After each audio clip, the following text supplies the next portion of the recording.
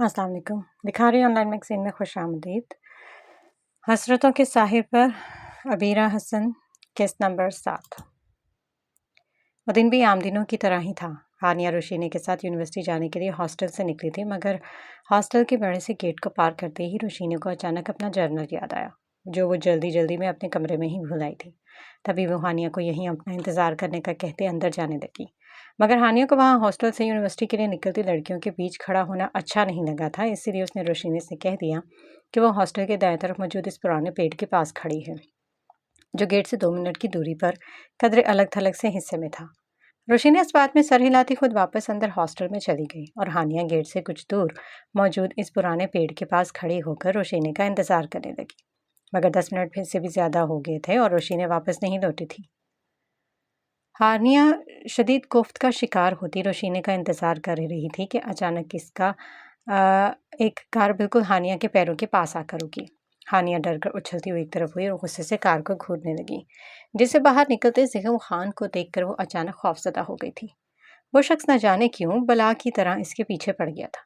इसकी शक्ल बेहद खूबसूरत थी, मगर करतूत बहुत ही बुरे थे। इस वक्त भी वो ब्लैक जीन्स और ब्लू डेनिम शर्ट पर खूबसूरत करीम कलर की जैकेट में नीले रंग का बड़ा सा गोगल लगाए अपने घने सिल्की बालों को एक तरफ सेट किए खूबसूरत लग रहा था, मगर हानिया को जहर से भी बुरा लग रहा था। अस्सलाम वालेकुम मिस हानिया, कैसी हैं आप? ज़ीगम हानिया के पास आता हुआ बोला, जबकि इसकी ज़बानी अपना नाम सुनकर हानिया चौंक गई।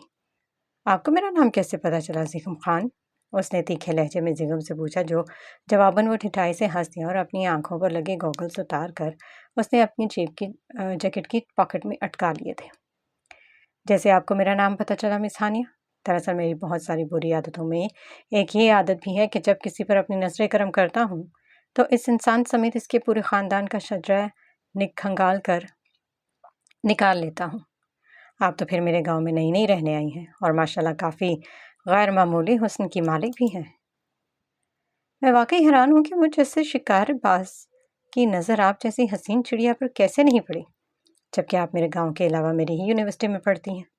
बहरहाल, आपके सवाल का जवाब ये है कि मैंने आपको देखने में देर ज़रूर कर दी, मगर आपके बारे में मालूमात निकालने में बिल्कुल भी देर नहीं की। मैंने आपके बारे में तमाम इन्फॉर्मेशन गांव में बैठे बैठे ही निकलवा ली थी।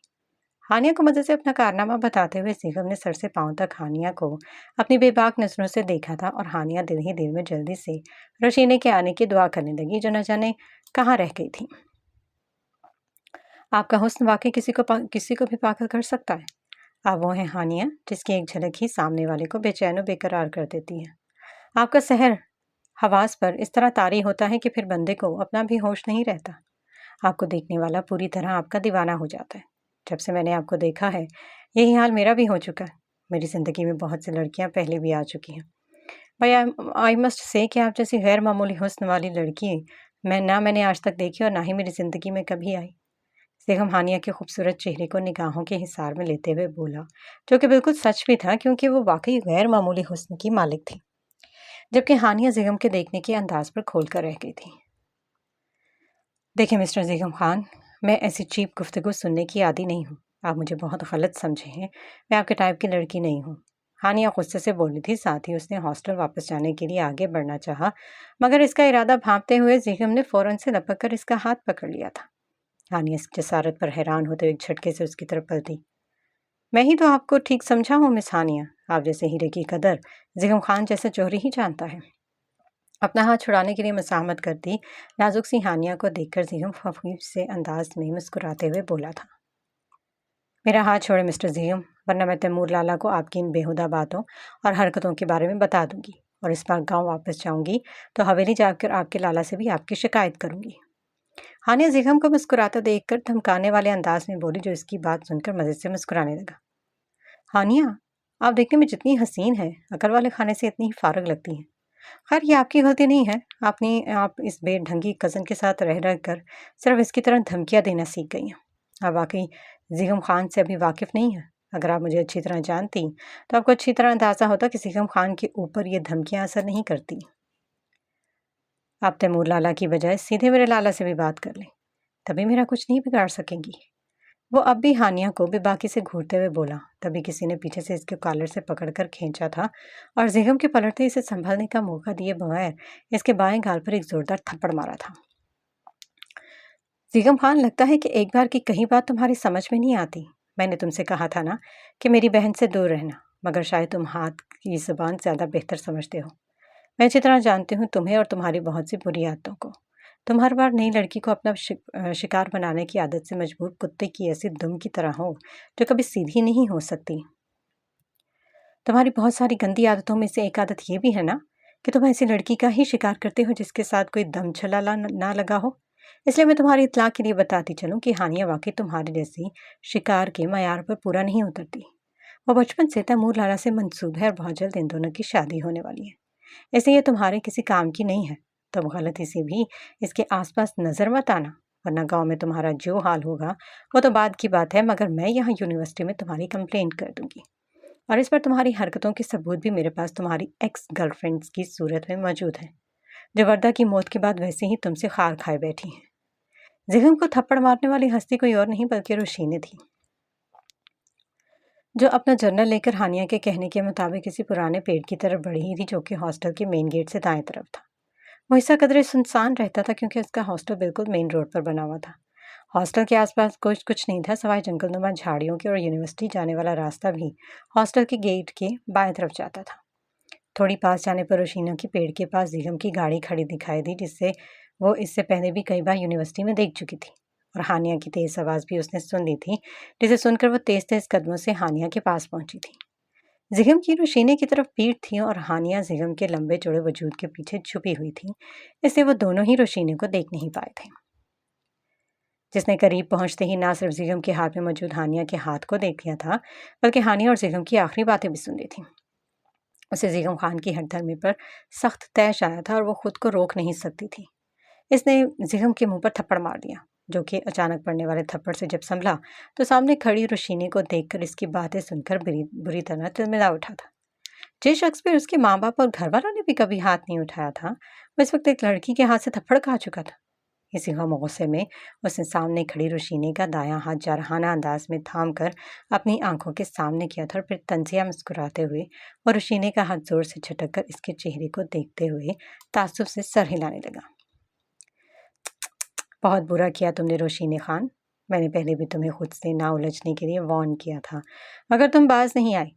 तुम जानती नहीं हो कि तुम आज अपनी ज़िंदगी की कितनी बड़ी भूल कर चुकी हो, और इसी बात पर मुझे सख्त दुख हो रहा है कि अब तुम्हारा क्या होगा। अब तुम्हें जिगम खान के अताब से कौन बचाएगा। अब तो तुम्हारे पास पछताने के लिए वक्त भी नहीं है। चलो खैर, अब क्या हो सकता है, बस आज से तुम अपनी उल्टी गिनती गिनना शुरू कर दो। बहुत कम दिन बचे हैं तुम्हारे पास, क्योंकि बहुत जल्द मैं तुम्हारा वो हाल करूँगा कि तुम जियोगी ज़रूर, लेकिन मर मर कर। हाँ, फिक्र मत करो, मैं तुम्हारा रेप नहीं करूँगा।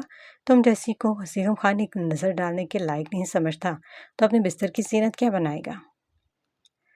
मगर हाँ रोशीनी खान, मैं ऐसा कुछ ज़रूर करूँगा कि तुम किसी को मुंह दिखाने के लायक नहीं रहोगी।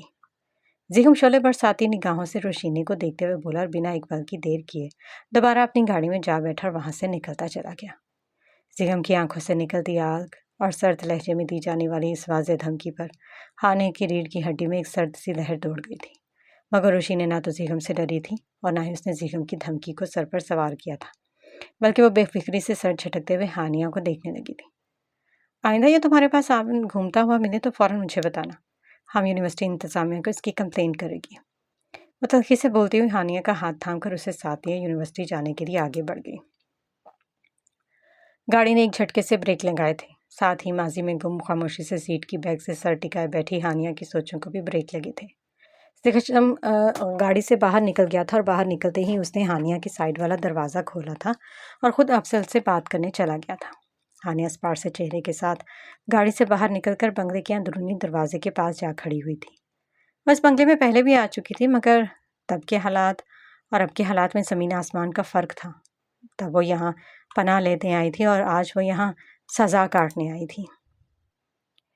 जिशम अफसल से बात करके उसे वापस भी भेज चुका था, मगर हानिया अब भी घर के दरवाजे के पास ही खड़ी थी। जिशम उसे देखकर छोटे छोटे कदम उठाता उसके पास आ गया था और इसके चेहरे को देखने लगा।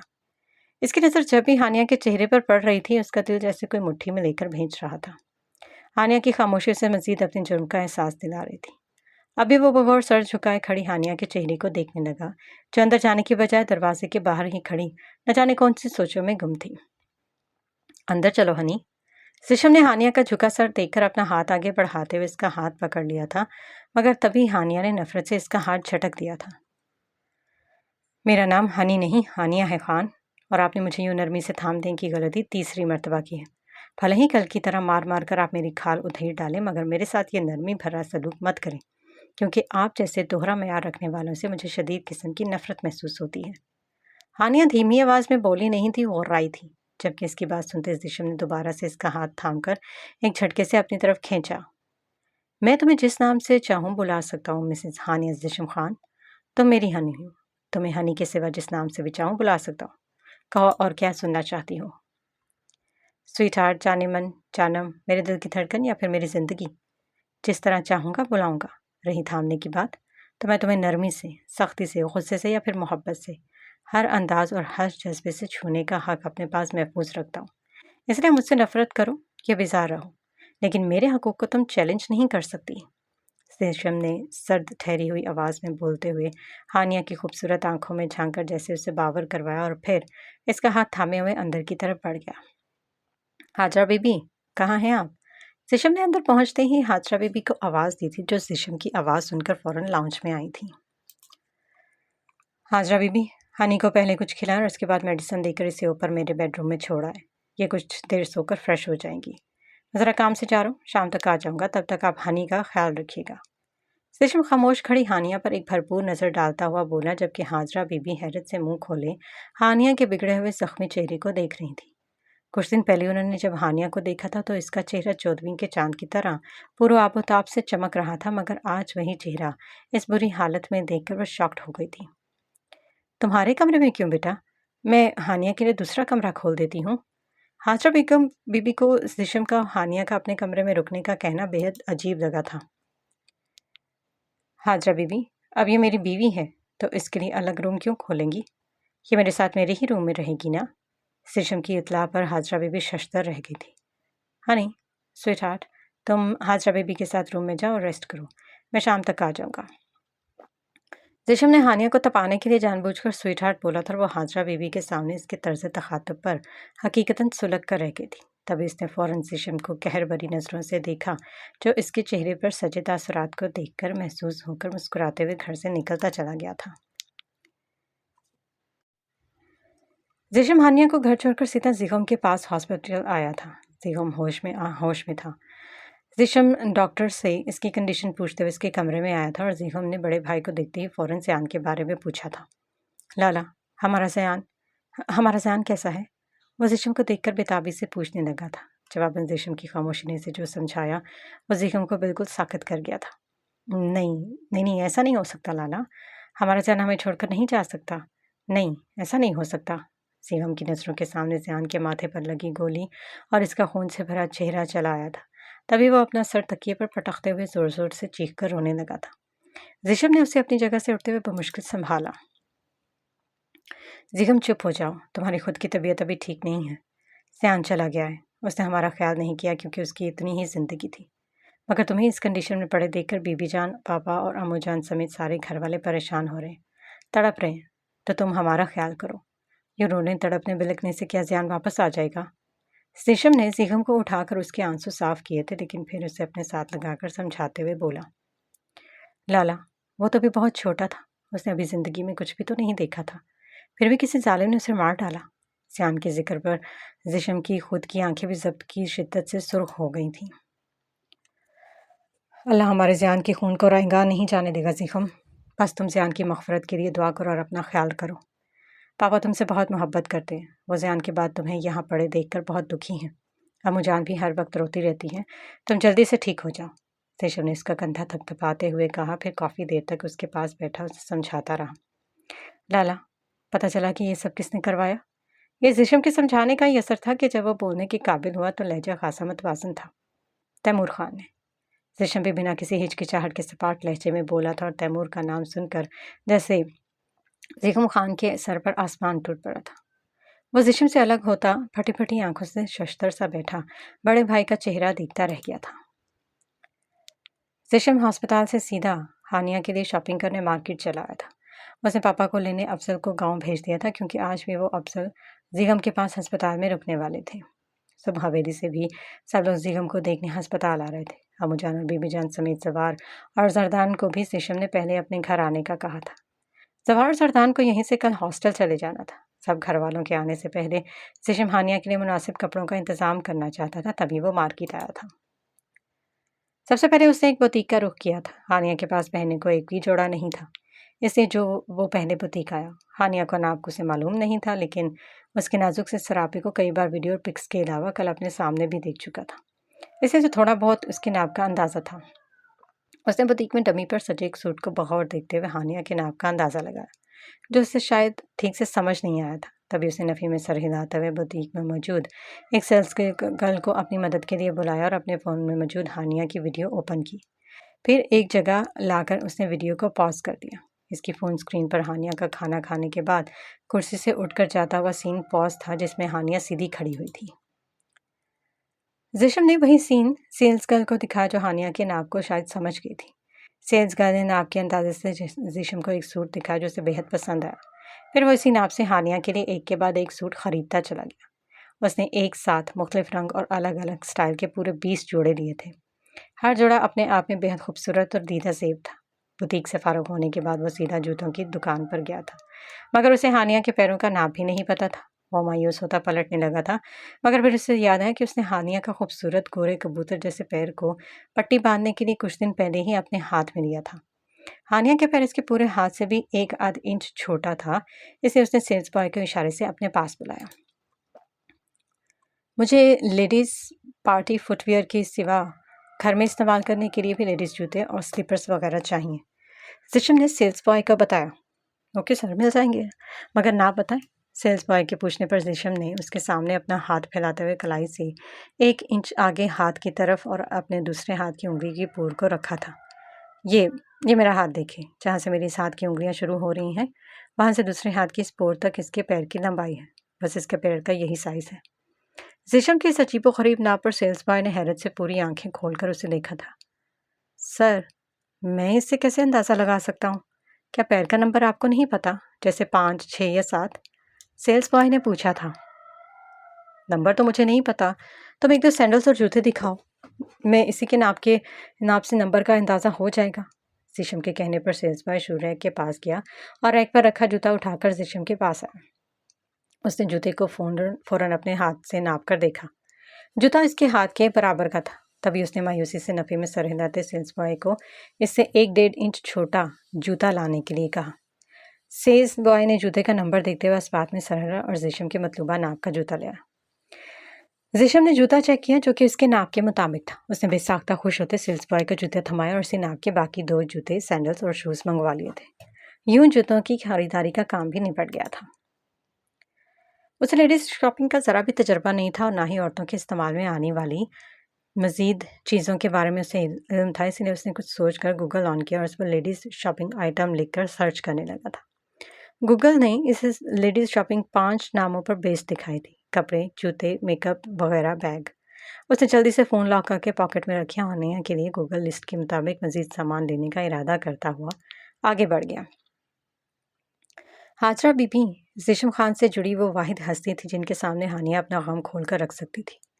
زیشم کے باہر جانے کے بعد جب ہاجرہ بی بی نے اس سے اچانک شادی کی وجہ پوچھی تو ہانیہ ہاجرہ بی بی کے گلے لگ کر پھوٹ پھوٹ کر رو دی تھی۔ اپنا وہ غم کسی کو حویلی میں نہیں بتا سکتی تھی، مگر ہاجرہ بی بی کو وہ پہلے سے جانتی تھی، جو وہ اس کے ساتھ پہلی ملاقات میں بھی بہت مہربان رہی تھی۔ تبھی ہانیہ نے وہ سب حالات بتاتی چلی گئی جس کی وجہ سے وہ اچانک زیشم خان کے نکاح میں آئی تھی۔ ساتھ ہی اس نے مرجان اور زیشم کی بربریت کے وہ نشان بھی انہیں دکھائے تھے جو گہرے زخموں کی صورت اس کے چہرے اور جسم پر موجود ہیں۔ ہاجرہ بی بی ہانیہ کے زخم دیکھ کر اپنی جگہ دہل کر رہ گئی تھی۔ انہیں اس بات پر یقین ہی نہیں ہو رہا تھا کہ شہر میں رہنے والے اعلیٰ تعلیم یافتہ، سلجھے ہوئے اور تحمل مزاج زیشم کا ایک روپ یہ بھی ہو سکتا ہے۔ مگر ہانیہ کے بہتے آنسو اس کے درد کی کہانی سنا رہے تھے۔ انہیں ہانیہ پر بے حد ترس آیا تھا۔ ہاجرہ بی بی نے خود بھی ایک لمبا عرصہ حویلی میں گزارا تھا، اس لیے وہ جانتی تھی کہ مرجان بی بی کتنی ظالم عورت تھی۔ وہ سوائے اجلال خان کے کسی سے بھی نہیں دبتی تھی۔ ہانیہ کی زبانی ساری بات سن کر انہیں زیشم کا فیصلہ بالکل درست لگا تھا۔ اچھا تھا زیشم ہانیہ کو یہاں لے آیا تھا۔ ورنہ حویلی میں تو اس پھول جیسی کومل اور نازک سی ہانیہ کو مرجان بی بی اپنے پیروں تلے مسل کر رکھ دیتی۔ حاجرہ بی بی نے ہانیہ کو بمشکل بہلا کر کھانا کھلا، پھر اسے دوائی دینے کے بعد سونے کی ہدایت دیتی خود کمرے سے باہر چلی گئی۔ پھر وہ بے سود ہو کر نہ جانے کتنی ہی دیر سوئی تھی۔ جب اس کی آنکھ کھلی تو پورا کمرہ اندھیرے میں ڈوبا ہوا تھا۔ ڈاکٹر نے اسے کافی اچھی دوائی دی تھی، جس کو لینے کے بعد اس کی تکلیف میں خاطر خواہ کمی آئی تھی۔ نیند سے اٹھے وہی اسے اندھیرے کمرے میں اچانک گھبراہٹ ہونے لگی۔ تبھی اس نے بیٹھ کر سائڈ لیمپ آن کیا اور اٹھ کر روم کی ساری لائٹس جلائیں۔ پھر فریش ہونے باتھ روم میں چلی گئی تھی۔ اسے کل سے اپنے چہرے پر شدید تکلیف کا احساس ہو رہا تھا۔ اس نے ہاتھ سے چھو کر اپنی چوٹوں کو بھی محسوس کیا تھا، مگر اس نے کل سے اب تک اپنا چہرہ آئینے میں نہیں دیکھا تھا۔ مگر اس وقت واش بیسن کے اوپر لگے دیوار گر بڑے سے آئینے میں خود کو دیکھ کر بے ساختہ اس کی چیخ نکل گئی تھی۔ اس کا خوبصورت چہرہ، جسے دیکھ کر ہر کوئی اس کی خوبصورتی کا شیدائی ہو جاتا تھا، اس وقت بالکل بگڑا پڑا تھا۔ گال پر لگا گہرا کٹ، سوجی پیشانی اور ناک، چہرے پر جا بجا پڑی خراشیں، اس کے چہرے کی سفید رنگت چوٹوں کی وجہ سے جگہ جگہ سے نیلی اور لال ہو لی تھی۔ اس کا خوبصورت چہرہ بالکل بگڑ گیا تھا۔ اس کے آنسو ایک بار پھر پلکوں کی باڑ توڑ کر بہہ نکلے تھے۔ وہ شروع سے ہی شہر میں اپنے بابا اور امی کے ساتھ ایک محبت بھرے اور پرسکون ماحول میں رہی تھی۔ بابا اس سے والہانہ محبت کرتے تھے۔ انہوں نے اسے ہمیشہ پھولوں کی طرح سینت کر رکھا تھا۔ پھر ان کے انتقال کے بعد اس کی امی نے بھی اسے کبھی مارنا تو دور، ڈانٹتا تک نہیں تھا۔ وہ جانتی تھی کہ خون بہا میں جانے والی لڑکیوں کا حشر بہت برا ہوتا ہے، مگر کل بڑی حویلی میں اس کے ساتھ جو وحشیانہ سلوک ہوا تھا، اس کا ہانیہ نے تصور بھی نہیں کیا تھا۔ بہت دیر ہونے کے بعد جب اس کا دل کچھ ہلکا ہوا تو وہ منہ دھونے کے بعد اپنا چہرہ تھپ تھپاتی ہوئی باہر آئی، لیکن باہر آتے ہی اسے کمرے میں شدید گھٹن کا احساس ہوا، اس لیے وہ کمرے کے بائیں طرف ٹنگے بھاری پردوں کی طرف بڑھی اور ایک جھٹکے سے پردوں کو کھینچ کر سائڈ پر کر دیا۔ پردوں کے پیچھے ہی ایک بڑی سی آرٹسٹک سٹائل کی کھڑکی تھی، جو چھت سے شروع ہوتے ہوئے نیچے فرش سے کچھ فٹ ہی اوپر کی تھی۔ اسے کھڑکی کی کنڈی کھول کر دونوں پٹ وا کر دیے۔ کھڑکی کھلتے ہی کمرے میں ایک سرد ہوا کا جھونکا داخل ہوا اور اس کے جسم میں جیسے پھریری سی توڑ گئی۔ وہ ابھی ٹھنڈے پانی سے منہ دھو کر آئی تھی اور اس نے ایک ہلکا سا سوٹ پہنا ہوا تھا۔ اس کے تن پر نہ تو کوئی سویٹر تھا اور نہ ہی کوئی گرم کپڑا۔ تبھی ٹھنڈی یخ بستہ ہوا اسے کپ کپانے پر مجبور کر رہی تھی، مگر وہ بے حس بنی وہیں کھڑی رہی تھی۔ کچھ ہی دیر میں مغرب کی اذان کی صدائیں بھی دور سے فضا میں بلند ہونے لگیں، جسے سن کر ہانیہ نے فوراً اپنا سر ڈھکا اور اذانیں سنتے ہوئے باہر دیکھنے لگی تھی۔ اس کھڑکی سے لان اور اس کے باہری دیوار کے پار بنے شیشے میں جیسے چمکتے روڈ اور بنگلوں کا نظارہ بخوبی کیا جا سکتا تھا۔ اس سڑک کو دیکھ کر ہانیہ کو بے ساختہ کچھ دن پہلے اپنے ساتھ ہونے والا وہ حادثہ یاد آیا تھا جب وہ زیشم سے پہلی بار ملی تھی۔ یہ بنگلہ بہت خوبصورت اور آرٹسٹک سٹائل میں بنا ہوا تھا۔ اب تک ہانیہ نے بنگلے کا جتنا اندرونی حصہ دیکھا تھا، اس کی بناوٹ اور انٹیریئر لاجواب تھی۔ وہ کچھ دیر کھڑکی میں کھڑے رہنے کے بعد ایک گہری سانس بھرتی کھڑکی سے ہٹ گئی تھی۔ اسے نماز پڑھنی تھی۔ کل سے اب تک جس طرح کے حالات سے وہ گزری تھی، اسے اپنا آپ بھی بھول گیا تھا۔ کتنی ہی دیر وہ ہوش و حواس سے بیگانہ پڑی رہی تھی اور ایک بھی نماز نہیں پڑھ سکی تھی، مگر اس وقت اس کی طبیعت بہت بہتر تھی، اس لیے وہ وضو کر کے نماز پڑھنے کے لیے جائے نماز ڈھونڈنے لگی، جو اسے صوفوں کے پاس ایک کونے میں رکھی چھوٹی سی الماری میں مل گئی تھی۔ وہ نماز پڑھ کر دعا مانگ رہی تھی جب زیشم ڈھیر سارے شاپنگ بیگز کے ساتھ کمرے میں داخل ہوا۔ ہنی، میں تمہارے لیے تمہاری ضرورت کی ساری چیزیں لے آیا ہوں۔ کپڑے، جوتے اور ضرورت کا ہر سامان ہے۔ تم ایک بار دیکھ لو، اگر سامان ٹھیک نہ ہو تو ہم ابھی ڈاکٹر کے ہاں چل رہے ہیں، واپس پر ایکسچینج کر لیں گے۔ سب سے پہلے کپڑے ٹرائی کرو، پھر چینج کر کے تیار ہو جاؤ۔ آج پہلی بار لیڈیز شاپنگ کی اور اندازہ ہوا کہ یہ بہت مشکل کام ہے۔ بہت تھک گیا ہوں۔ وہ نان سٹاپ بولتا ہوا سارے شاپنگ بیگ بیڈ پر ایک طرف ڈال کر خود بھی اپنے نرم و گداز آرام دہ بستر پر جوتوں سمیت ڈھہ گیا تھا۔ زیشم کے لمبے چوڑے وجود کے بیڈ پر گرتے ہی نرم و گداز اسپرنگ میٹرس نے اس کی باڈی کو ایک ہلکا سا باؤنس دیا تھا اور بستر کی نرمی اور گداز سے زیشم کے دن بھر کے تھکے ہارے وجود کو بے حد سکون ملا تھا، اور زیشم نے اپنی آنکھیں موند لی تھیں، جبکہ ہانیہ جائے نماز طے کر کے ایک طرف رکھتی ہوئی زیشم کے چہرے پر نظریں ٹکائے دھیرے دھیرے چلتی بیڈ کے پاس آئی تھی۔ اسے سامان کو چھونا تو دور، ایک نظر اٹھا کر ان بیگز کی طرف دیکھا بھی نہیں تھا جو زیشم اس کے لیے کئی گھنٹوں کی محنت کے بعد خرید کر لایا تھا۔ آپ یہ سب کچھ کیوں کر رہے ہیں خان؟ پہلے ہی مجھے ڈاکٹر کو دکھا کر آپ مجھ پر ایک احسان کر چکے ہیں، جو مجھے سمجھ میں بھی آ گیا کہ آپ مجھے اتنی آسانی سے مرنے نہیں دینا چاہتے۔ اپنی بھائی کی موت کا بدلہ لینے کے لیے آپ مجھے زندہ رکھنا چاہتے ہیں، تاکہ مجھے مار پیٹ کر کے جب دل چاہے اپنے بدلے کی آگ کو ٹھنڈا کر سکیں۔ لیکن اچانک آپ کا یہ مہربان سلوک میری سمجھ سے بالا تر ہے۔ आप अपनी माँ की अताब से बचाकर मुझे हवेली से यहाँ क्यों लाए हैं? मुझसे लगातार नरमी से क्यों पेश आ रहे हैं? मैं नहीं समझ सकी कि आपने मुझे सर्वेंट क्वार्टर की बजाय अपने इस आलिशान बेडरूम में क्यों रुकने को कहा। और अब ये शॉपिंग और डॉक्टर।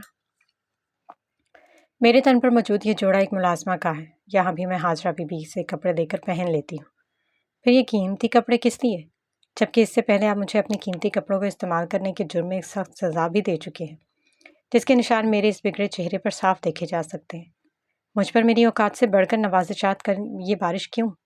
मैं नहीं समझ पा रही खान। ये दोहरा म्यार मेरे साथ क्यों रख रहे हैं आप? हानिया बेड पर लेटे जिशम को देखकर काटदार लहजे में बोली, जो इसकी बातें सुनकर बेड से उठता हुआ इसके सामने आ खड़ा हुआ था। जल्दी से तैयार हो जाओ हनी, मैंने ही दिन को ही डॉक्टर से अपॉइंटमेंट ले ली थी, जो 7:15 बजे की है। अभी 6:30 बजे हैं। हमें डॉक्टर की क्लिनिक तक पहुंचने के लिए 15 मिनट लगेंगे, यानी 45 मिनट हैं हमारे पास, और मैं तुम्हें तैयार होने से के लिए ज़्यादा से ज़्यादा आधे घंटे का वक्त दे सकता हूँ। जानता हूँ ये टाइम बहुत कम है, मगर यहाँ से डॉक्टर की क्लिनिक तक का फासला 15 मिनट का है, तो तुम्हें इसे आधे घंटे में एडजस्ट करना पड़ेगा। इसीलिए जल्दी से तैयार हो जाओ। मैं तुम्हारी ज़रूरत का सारा सामान ले आऊँ। चेक कर लो। मज़ीद की ज़रूरत हो तो बता देना। मैं नीचे तुम्हारा इंतज़ार कर रहा हूँ। आधा घंटा मतलब? आधा घंटा। इससे ज़्यादा देर हुई तो मजबूरन मुझे दोबारा तुम्हें ऊपर आकर खुद अपने हाथों से चेंज करवाना पड़ेगा। जिशम ने इसकी बातों का ना तो कोई जवाब दिया था और ना ही इस पर किसी तरह का कोई रिएक्शन दिया था। वो सवाल चना जवाब गंदम के मुस्ताक ठहरी हुई आवाज़ में अपनी बात कहते हुए लास्ट में हानिया को वार्निंग देकर पलट गया था। साथ ही हानिया की घूरती नज़रों को देखकर उसने बेसाख्ता अपने लबों पर उमड़ती मुस्कुराहट को बड़ी मुश्किल से कंट्रोल किया था। जिस तरह के हालात में इसका हानिया से निकाह हुआ था, वो हालात बेशक इसके और हानिया दोनों के लिए खुशगवार नहीं थे, मगर ये भी सच था कि वो लड़की इसकी ज़िंदगी में दाखिल हो चुकी थी, जिसे उसके दिल ने बेहद चाहा था, खामोश दुआओं में अल्लाह से मांगा था। हानिया उसकी पहली नज़र की मोहब्बत थी, जिसे वो कुछ ही दिनों में अपनी ज़ात से भी ज़्यादा सोच चुका था। उसकी यादें और तस्वीरें जिस्म की तन्हाइयों की साथी थी। वो हानिया को बहुत चाहता था और कल से लेकर अब तक हर गुजरते लम्हे में इस चांद से चेहरे वाली हानिया को अपने सामने देखकर उसे शिद्दत से एहसास हो रहा था कि वो और हानिया एक हो चुके हैं। जिस्म खुश था, बहुत खुश। इसका दिल मुतमईन और शाद था। ये एहसास कि इसकी हनी इसकी ज़िंदगी में हमेशा के लिए शामिल हो चुकी है इतना खूबसूरत और भरपूर था कि उसके दिल में मौजूद हानिया की मोहब्बत उसके गुस्से पर हावी हो गई। इतना उसे मोम की गुड़िया जैसी लड़की के लिए नर्म गुदाज कर चुकी थी। इसकी मोहब्बत नरमी की सूरत बार बार हानिया पर अपना आप आश्कार कर रही थी, मगर वो पगली इस मोहब्बत को महसूस करने की हिस्से से महरूम थी। अब तो जिस्म को निकाह के बाद वाले सलूक से ही जज कर रही थी, और ये बात वो अच्छी तरह समझ चुका था कि हानिया इसके कल वाले सलूक के बाद से जिस्म अजनार खान के नाम से भी नफरत करने लगी है, जो कि बिल्कुल जायज़ भी था।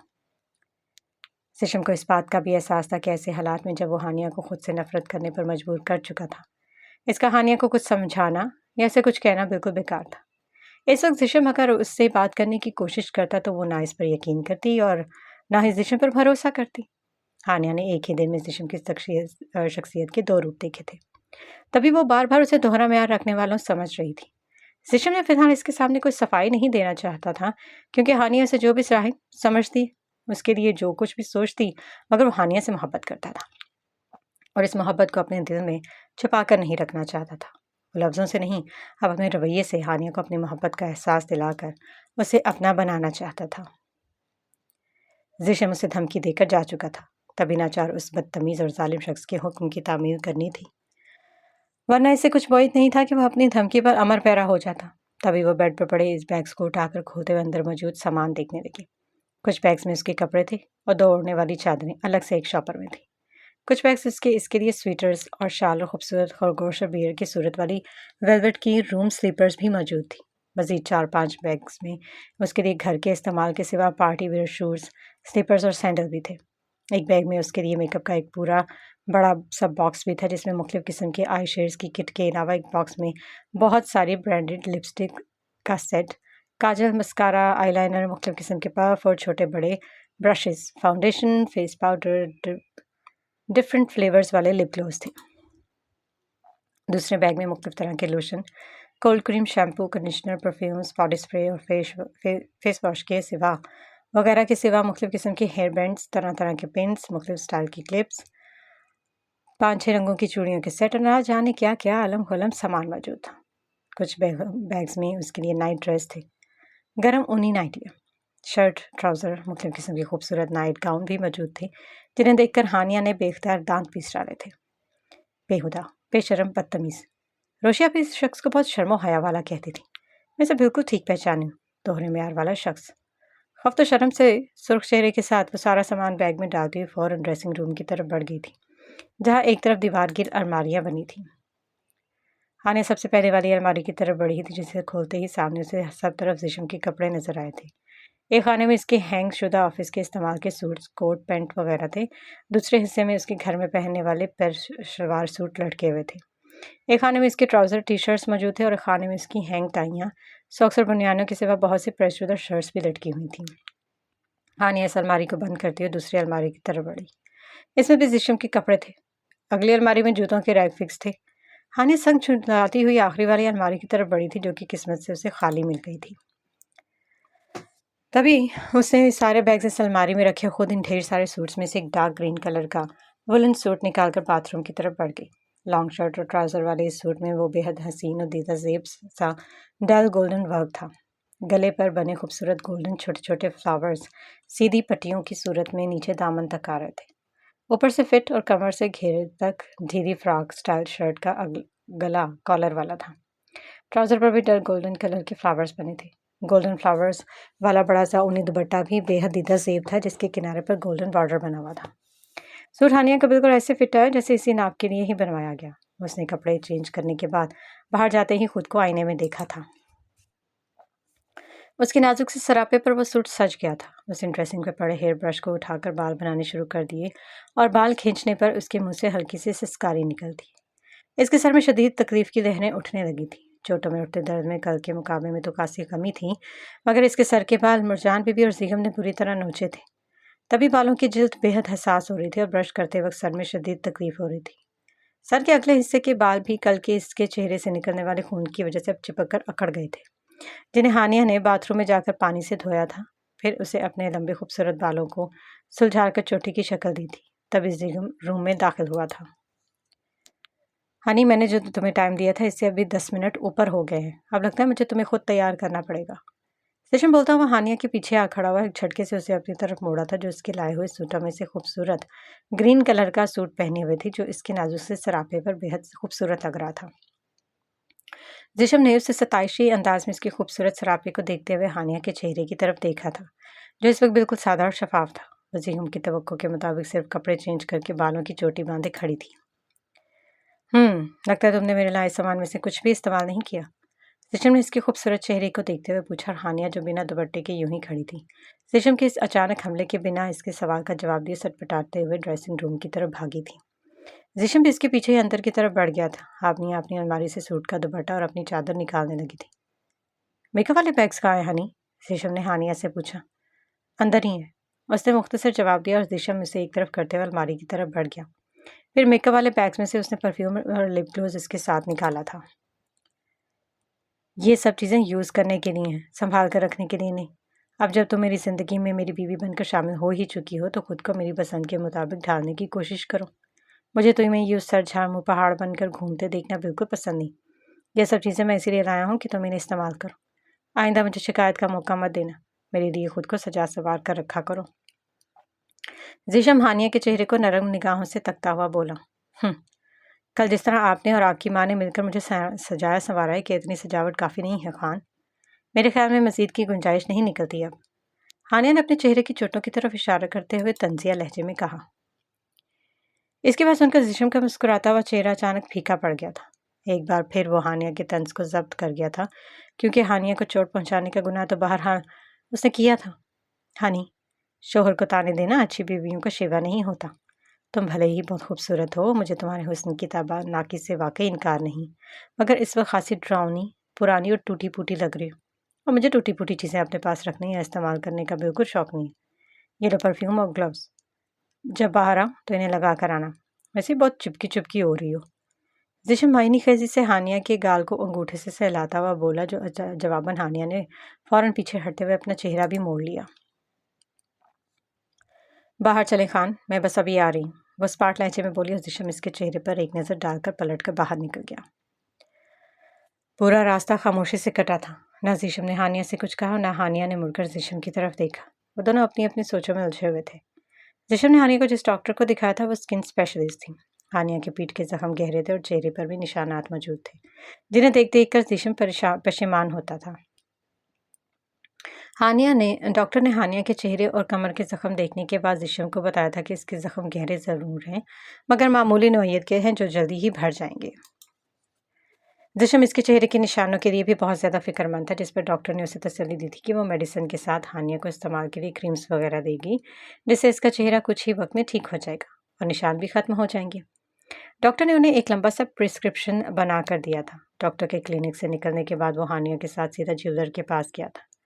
ہانیہ کا گلا، ہاتھ سب خالی تھے۔ وہ زیشم خان کی بیوی تھی جسے اس کے شایع نشان ہونا چاہیے تھا، تبھی وہ اسے جیولر کے ہاں لے آیا تھا۔ ہانیہ کے لیے جیولری بھی اسے نہیں پسند کی تھی۔ گھر میں پہننے والی جیولری کے طور پر کلے کی چین، بہت خوبصورت ایئر رنگز، چوڑیاں، کنگن اور نوز پن کے سیٹ کے ساتھ 4 گولڈ کے سیٹ اور کچھ ڈائمنڈ جیولری بھی موجود تھی۔ اس دوران ہانیہ تنے ہوئے چہرے کے ساتھ منہ بنائے اس کے پاس مارے بندھے بیٹھی رہی۔ اسے زیشم کی اتنی مہربانی نہ جانے کیوں ہضم نہیں ہو رہی تھی۔ زیشم نے ساری جیولری کے بیگ اس کے ہاتھ میں تھمائے، پھر وہ اسے ڈنر کروانے ایک بہت بڑے ہوٹل میں لے گیا تھا۔ کھانا بھی زیشم نے اسے اپنی ہی پسند کا منگوایا تھا۔ ہانیہ بس روبوٹ کی طرح اسپاٹ چہرے کے ساتھ زیشم کی ہدایات پر عمل کر رہی تھی۔ کھانا بھی اس نے چپ چاپ کھایا تھا۔ زیشم بھی اس سے بنا ٹوکی اسی بات پر مطمئن تھا کہ اس دوران کم سے کم اس نے زیشم سے کسی قسم کی کوئی بحث نہیں کی تھی۔ ڈنر کے بعد وہ لوگ سیدھا گھر گئے تھے۔ ملازم سب اپنے اپنے کوارٹر میں سونے جا چکے تھے۔ زیشم نے اسے اپنے ساتھ سیدھا بیڈ روم میں لے کر آیا تھا اور ہانیہ کو یہ سوچ کر گھبراہٹ ہونے لگی کہ وہ اب رات کو زیشم کے ساتھ اس بیڈ روم میں کیسے رہے گی۔ وہ سوچوں میں گم شاپنگ بیگ لیے خاموشی سے روم کے بیچوں بیچ کھڑی تھی۔ کیا ہوا ہنی، ایسے کیوں کھڑی ہو؟ جاؤ چینج کرو، میں حاجرہ بی بی سے کہہ کے گیا تھا، انہوں نے تمہاری الماری سیٹ کروا دی ہوگی، اور یہ چابی ہے تمہاری الماری کے لاکر کی۔ جاؤ اپنی جیولری لاکر میں رکھ دو اور گھر میں پہننے والی جیولری مجھے دو۔ زیشم کی آواز پر وہ چونک کر ہوش میں آئی تھی اور بے دھیانی سے اس کی بات سن کر اس نے چپ چاپ کاغذ کا ایک خوبصورت سا شاپنگ بیگ زیشم کے ہاتھ میں تھما دیا تھا جس میں اس کے گھر میں پہننے والی جیولری موجود تھی۔ پھر وہ خود پلٹ کر اندر ڈریسنگ روم میں چلی گئی جہاں سے باہر آنے میں اس نے پورا آدھا گھنٹہ لگایا تھا۔ مگر جب وہ باہر نکل کر آئی تو زیشم جو اس کے انتظار میں ہی بیٹھا تھا ہانیہ کو اپنے لائے ہوئے ایک خوبصورت سے لباس میں ملبوس دیکھ کر ٹھٹک گیا۔ اس نے اس پر اپنے اسی سوٹ کا بڑا سا دوپٹہ کھول کر اوڑھ لیا جو ابھی پہنی ہوئی تھی۔ شاید زیشم کی وجہ سے ہی یہ احتیاط کی گئی تھی۔ زیشم اس کے جھکے سر کو دیکھ کر بے اختیار مسکرا دیا تھا۔ وہ زیشم کی موجودگی میں ایسے لباس پہنتے ہوئے جھجک رہی تھی۔ ہانی یہاں آؤ، زیشم نے اپنی مسکراہٹ چھپاتے ہوئے اسے آواز دے ڈالی۔ اس کی آواز سن کر ہانیہ جھکے سر کے ساتھ دھیرے دھیرے چلتی ہوئی اس کے سامنے آ کھڑی ہوئی۔ بیٹھ جاؤ۔ زیشم کی مسکراتی آواز پر فوراً اس کے سامنے بیٹھ گئی تھی۔ دونوں ہاتھ آگے کرو، ایک نیا آرڈر آیا تھا۔ ہانیہ نے چپ چاپ ہاتھ آگے کر دیا تھا۔ زیشم اس کے نرم و نازک ہاتھ تھام کر سونے کی چوڑیاں اور کنگن کا سیٹ اس کے ہاتھوں کی زینت بنا دیا تھا۔ پھر ایک کے بعد ایک اس کی انگلیوں میں رنگز ڈالنے کے بعد اس نے ہانیہ کو وہ لمبے لمبے گولڈ کے بہت خوبصورت لمبے ایئر رنگز پہنائے تھے جو دکھنے میں بہت خوبصورت نفیس تھے۔ اس کے بعد باری تھی گولڈ کی اس بھاری اور ایئر رنگ سے میچ کرتی ہوئی چین کی جس میں بڑے خوبصورت سے موتیوں والے گولڈ لاکٹ پر زیشم اور ہانیہ کے نام کے فرسٹ انگلش الفابیٹ لکھے ہوئے تھے۔ ذرا سی تیاری سے ہی اس کا روپ جگمگانے لگا تھا۔ یار اب یہ نوز پن مجھے پہنانا نہیں آتی، یہ تم خود ہی پہنو۔ وہ ساری جیولری اسے پہنانے کے بعد نوز پن اس کے ہاتھ میں تھماتا ہوا بولا۔ ہانیہ نے چونک کر وہ خوبصورت اور منفرد سے ہیرے کی لونگ دیکھی اور پھر زیشم پر ایک نظر ڈال کر خاموشی سے اٹھ کر ڈریسنگ کے سامنے گئی اور نوز پن کو اپنی ناک میں پہن کر خود کو ایک لمحے کے لیے آئینے میں دیکھا تھا۔ وہ اپنے بگڑے ہوئے زخمی چہرے کے بعد بھی اتنی سی تیاری میں خود کو اچھی لگی تھی۔ ہنی سویٹ ہارٹ، اب کب تک خود کو یوں دیکھ دیکھ کر خوش ہوتی رہی ہوگی؟ سونا نہیں ہے کیا؟ صبح بی بی جان اور امو جان آ رہی ہیں۔ زیشم دھیرے دھیرے چلتا اس کے پیچھے آ کھڑا ہوا تھا اور ہانیہ کے عکس کو شیشے میں دیکھتا ہوا بولا جس کے خوبصورت مسکراتے ہوئے ہونٹ زیشم کی بات سن کر اچانک سمٹ گئے تھے۔ خان، آپ کی امو کل آ رہی ہیں، پھر اس ساری تیاری کا کیا مطلب تھا؟ کیا آپ کو پتہ نہیں کہ اس جرم کی پاداش میں وہ مجھے بخشیں گی نہیں؟ نفرت کرتی ہیں وہ مجھ سے، بالکل آپ کی طرح۔ ان کا نفرت بھرا رویہ مجھے سمجھ میں آتا ہے مگر آپ کی یہ مہربانیاں مجھے سمجھ میں نہیں آ رہی ہیں خان۔ کل وہ جب آ کر مجھے یوں سجا سورا دیکھیں گی تو مجھ سے اور بدظن ہو جائیں گی۔ ہانیہ کے چہرے اور لہجے میں چھپا ڈر اسے صاف محسوس ہو رہا تھا، اس لیے اس نے ہانیہ کے کندھوں کو تھام کر اس کا رخ اپنی طرف کیا۔ تم نے شاید کل پاپا اور بی جان کی بات دھیان سے نہیں سنی تھی ہنی۔ امو جان اور میں نے جو کیا وہ انہیں پتہ نہیں تھا، مگر اب جب وہ سب جان چکے ہیں اس لیے تمہیں کوئی بھی کچھ کہنے کی ہمت نہیں رگڑے گا۔ اسے تسلی دیتا ہوا بولا اور ہانی اچانک اس کی بات سن کر چونک گئی تھی۔ اچھا، تو یہ وجہ ہے آپ کے اس اچانک سے بدلے رویے کے پیچھے؟ اب میں سمجھی، یہ سب آپ بڑے خان کے ڈر کی وجہ سے کر رہے ہیں۔ تبھی میں سوچوں کہ جو زیشم خان مجھ سے اپنی نفرت کا اتنی شدت کے ساتھ اظہار کر چکے ہیں وہ اچانک مجھ پر مہربان کیسے ہو گئے؟ بس بات میں سر ہلاتی جیسے ساری بات سمجھ کر بولی تھی اور زیشم نے بھی تاثر سے نفی میں سر ہلایا۔ میں تم سے نفرت نہیں کرتا ہنی۔ زیشم کے دل کو اس کی زبان سے اپنے لیے لفظ نفرت سن کر نہ جانے کیوں تکلیف ہوئی تھی، تبھی اس نے مجروح انداز میں مسکراتے ہوئے جھک کر ہانیہ کے کان میں سرگوشی کی تھی، جبکہ ہانیہ زخم میں ہوتی تکلیف اور اس کے شدت بھرے لمس پر پوری جان سے کانپ اٹھی تھی۔ اسے مزاحمت کی کوشش کی تھی مگر زیشم کی گرفت بے حد مضبوط تھی جو ہانیہ کے مزاحمت پر مزید سختی اختیار کر گئی تھی۔ خان، میرے زخم میں شدید تکلیف ہو رہی ہے، وہ گھٹی گھٹی آواز میں بولی۔ تبھی زیشم نے جیسے ہوش میں آتے اسے اپنے پناہوں سے آزاد کر دیا اور ہانیہ کی رکی سانسیں بحال ہوئی تھیں۔ آئندہ کہیں کبھی مت کہنا ہنی کہ میں تم سے نفرت کرتا ہوں۔ میرے غصے اور جنون کو تو تم دیکھ چکی ہو اور اب تک بھول نہیں پا رہی ہو، مگر میرے غصے سے زیادہ میری محبت جنونی ہے، اسے اب کبھی مت کہنا کہ میں تم سے نفرت کرتا ہوں، ورنہ میری محبت کا جنون تم برداشت نہیں کر سکو گی۔ زیشم نے ہانیہ کے خوبصورت سحر انگیز آنکھوں میں جاگتے ہوئے کہا جو اس کی آنکھوں میں دہکتی آگ اور اس کے لبوں سے ادا ہوئے الفاظ پر ششدر رہ گئی تھی۔ زیشم کی زبان سے ادا ہوئے الفاظ محبت اس کی سماعتوں میں بری طرح گونجنے لگا تھا، جبکہ زیشم اس کے حیران پریشان چہرے کو دیکھ کر اس کا ہاتھ تھام کر بیڈ کی طرف بڑھنے لگا تھا۔ خان، میں وہاں، ہانیہ جھجکتی ہوئی آواز میں ہکلاتے ہوئے پوری بات نہیں بول پائی تھی، مگر زیشم اس کی آنکھوں میں چھپا خوف دیکھ کر اس کی بات سمجھ گیا تھا۔ خان، آپ یہاں سو جائیں، میں صوفے پر سو جاؤں گی، اکیلے تو مجھے بھی ڈر لگے گا۔ زیشم پیچھے سے ہانیہ کی دھیمی سی آواز سن کر پلٹا تھا۔ تمہاری طبیعت ٹھیک نہیں ہے ہانی، تم اس آرام دہ بیڈ پر ریلیکس ہو کر سو جاؤ۔ میں جانتا ہوں میری موجودگی میں تم کمفرٹیبل نہیں رہ پاؤ گی، اس لیے میں دوسرے روم میں جا رہا ہوں۔ اندر ڈریسنگ روم کا پچھلا دروازہ میری اسٹڈی میں کھلتا ہے، ڈرو مت، میں دور ہو کر بھی تمہارے پاس ہی موجود رہوں گا۔ زیشم مسکراتے ہوئے سامنے اچھی طرح خود کے گرد دوپٹہ لپیٹے کھڑی ہانیہ کو دیکھ کر مسکراتا، ساتھ ہی اسے تسلی دیتا پلٹ کر اندر چلا گیا۔